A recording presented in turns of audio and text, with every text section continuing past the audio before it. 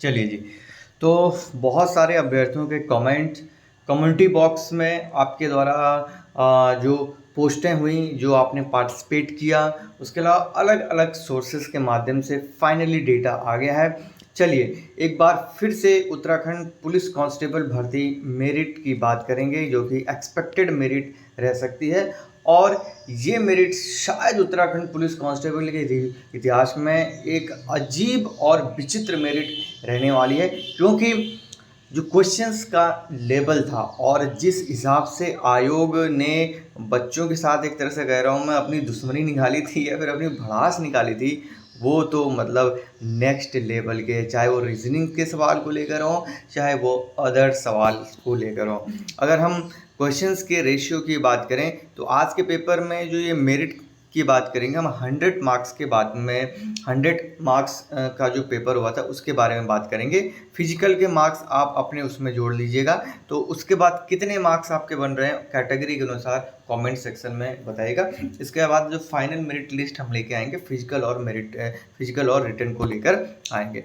तो बात करते हैं 100 क्वेश्चंस की। तो 100 क्वेश्चंस का जो पैटर्न था, लगभग 40 और 60 का ऐसा रेशियो था कि लगभग 60 क्वेश्चंस जो थे उन अभ्यर्थी जो लगातार दिन रात पढ़ रहे थे उनके लिए लगभग सामान्य से थोड़ा सा ऊपर लेवल के थे। बाकी जो 40 क्वेश्चन थे, चाहे वो रीजनिंग के उठा के ले लें, चाहे वो हिस्ट्री को उठा के ले लें, ऐसे ऐसे क्वेश्चन से शायद अपर, इससे भी अपर जो पोस्टें हैं, चाहे हम एसआई की बात करें, चाहे लोअर और पीसीएस लेवल की बात करें, या अन्य ग्रुप डी की बात करें, उनसे काफ़ी ज़्यादा स्टैंडर्ड हाई था यार। अगर आप कांस्टेबल की परीक्षा में अगर इस तरह से क्वेश्चंस लेवल पेपर सेट करेंगे तो फिर आप समझ सकते हैं कि आयोग किस स्तर को टच करना चाहता है अपना लेवल। तो ये तो रही पेपर की बात। अब आते हैं फाइनली कि क्या मेरिट रह सकती है। जी हाँ, ये पूरा पेपर जो आपका है, तो यहाँ पर आप देख सकते हैं पूरा ये जो पेपर था आपका 100 मार्क्स का था, यानी कि जो पूरा पेपर था 100 मार्क्स का यहाँ पर था। अब सबसे पहले जो हमारी जनरल कैटेगरी रहती है उसके बारे में यहाँ पर हम बात करेंगे।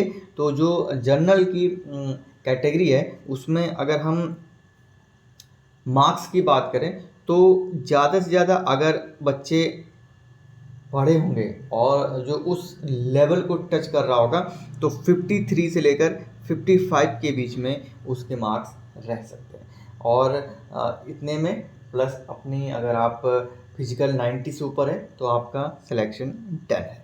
ठीक है, अब हम ओबीसी कैटेगरी में आते हैं। तो ओबीसी की जो कैटेगरी है उसमें आपके जो 51 से लेकर 53 के बीच जो ये पूरे मार्क्स की जो कैटेगरी है वो यहाँ पर जो है आपकी रह सकती है, यानी कि जो आपके मार्क्स होंगे 51 से लेकर 55 के बीच में रहने चाहिए, तो आपका सिलेक्शन लगभग। इसमें मैं आपसे फिर कह रहा हूँ अपने फिजिकल के मार्क्स ऐड ऑन कर दीजिएगा। ठीक है, अब बात आते हैं ईडब्ल्यूएस की। तो ईडब्ल्यूएस में आपके जो मार्क्स रहने वाले हैं 49 से लेकर 51 के जो है बीच में रहेंगे। हम बात एसटी की करें तो यहाँ पर जो एसटी हैं आपके 47 से लेकर आपके 49 के बीच में ये मार्क्स रहने वाले हैं। और एससी की अगर बात करें तो 45 से लेकर 47, जी हाँ 45 से लेकर आपके 47 के बीच में ये मार्क्स रहेंगे। ठीक है, एक बार मैं इसको कर लूँ, हाँ 45 से लेकर आपके ये मार्क्स आपके जो है रहने वाले हैं। तो ये पूरी कट ऑफ लिस्ट है, और इसमें आप अगर चाहें तो माइनर +1 और +2, ज़्यादा से ज़्यादा +1 +2, इससे कम मत करिएगा। ठीक है, अपने जो आपके फिजिकल के मार्क्स हैं अगर आपको सही से पता है तो इसमें आप ऐड ऑन कर सकते हैं। और जो फाइनल मेरिट जो अभी रुझान आ रहे हैं और वो आ रहे हैं लगभग आपके जो है 148 से लेकर 151 के बीच में रह सकती है। पिछले बार के मुकाबले बहुत ही कम तो नहीं कहूँगा मैं, लेकिन इतना जो है आपका जाने वाला है। 148 से लेकर 151 के बीच में ये जर्नल की रहेगी। बाकी डिटेल वीडियो बहुत जल्द आपके पास हम लाने की कोशिश करेंगे। बाकी जो क्षैतिज आरक्षण है, चाहे वो आपके राज्य आंदोलनकारी हों, स्पोर्ट्स हों, उनमें आप जो है 1-2 मार्क्स जो है माइनस करके ही यहाँ पर चलिएगा। तो ये रही मेरिट लिस्ट। बाकी इस पे आपकी क्या राय है मुझे कमेंट सेक्शन में बताइएगा ज़रूर। मिलते हैं नेक्स्ट वीडियो में, टिल देन जय हिंद, जय भारत, जय भारत।